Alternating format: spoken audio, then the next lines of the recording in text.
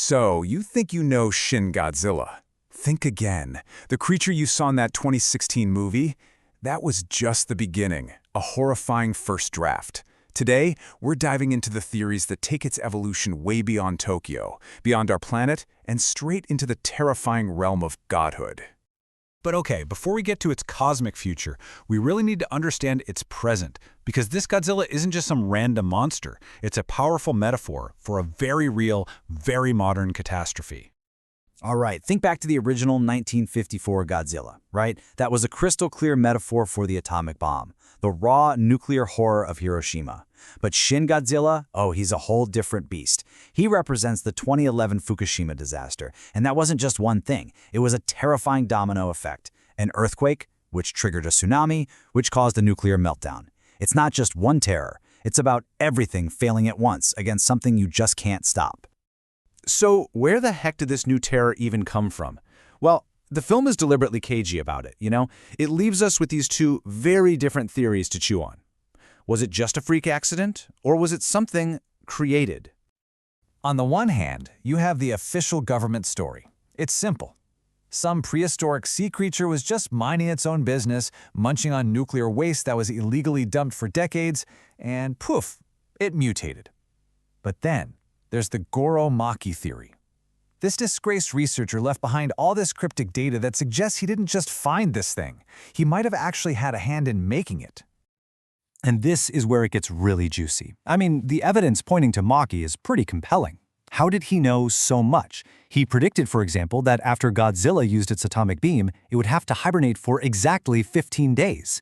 I mean, who knows that? How could you possibly know such a specific detail unless you were either watching it for a very long time or you were somehow involved?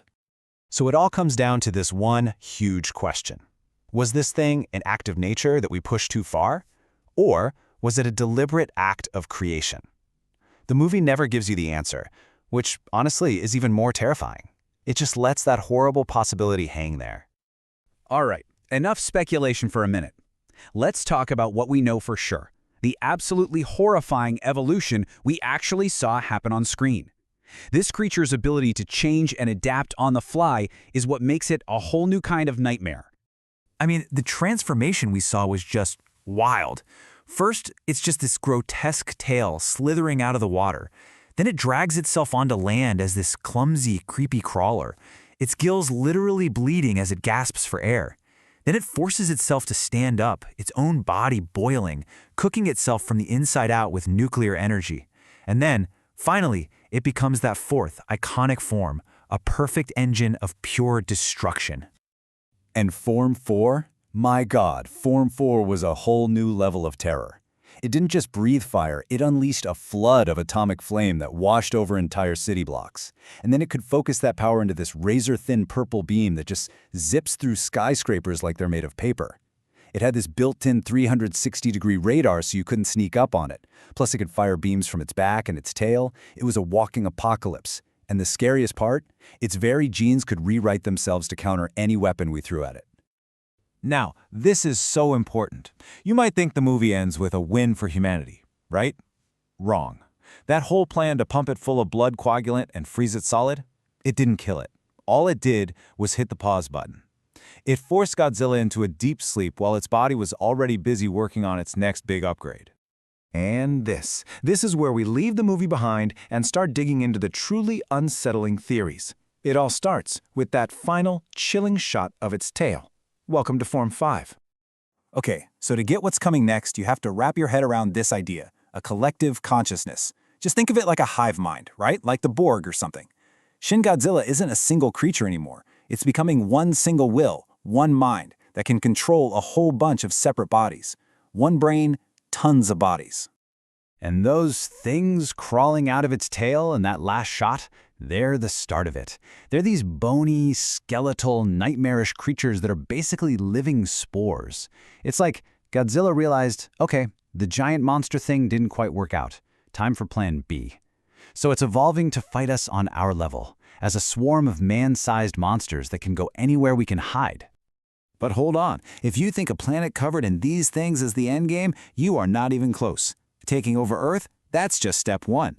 The next stages of its evolution launched this thing out of our atmosphere and turned it into a full-blown cosmic horror.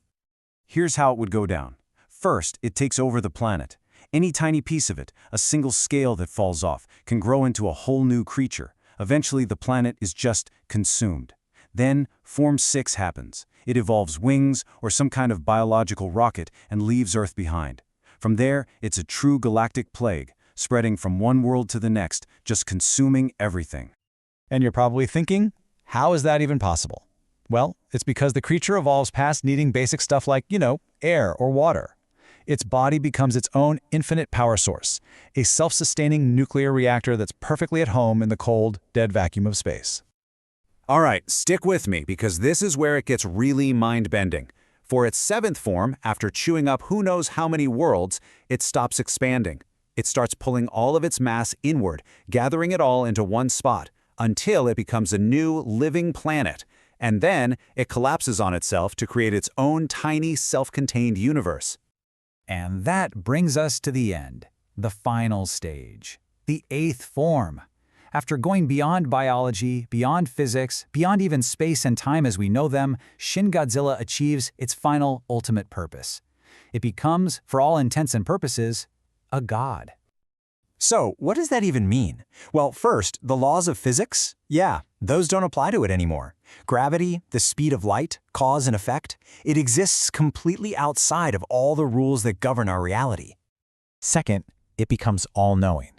Inside that little universe that it created, it has total awareness of every single particle, every single event, every moment, past, present, and future. And finally, the big one. It gains the ultimate power. It can create life. It can just make new life forms from scratch based on whatever its incomprehensible will desires. It goes from being the ultimate destroyer to the ultimate creator. There's a quote from the lore that just nails this perfectly. It's no longer a living thing. It is life itself. It's this all-encompassing cosmic mind, and every new thing it creates is just another thought happening inside of it. So there you have it, Form 8, the terrifying endpoint of a journey that started in the dark, crushing depths of the ocean and ends with the birth of a new god in a universe of its own creation. Which, of course, leaves us with one last, kind of terrifying question. If this thing can become a universe, and everything inside that universe is just a part of its consciousness, then look around you. How do you know for sure that you aren't a part of it?